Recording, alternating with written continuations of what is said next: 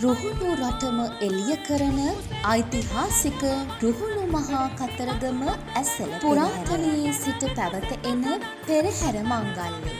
ඇසළ මාසයට හිමිකම් කියන්නේ විශේෂිත කාල සීමාවක්. කතරගම පුදබිමේ පැවැත්වෙන වාර්ෂික ආගමික උත්සව පුද පෙරහැර අතරින් ප්‍රමුඛත්වයේ හිමිවන්නේ ඇසළ උත්සවය සඳහාය.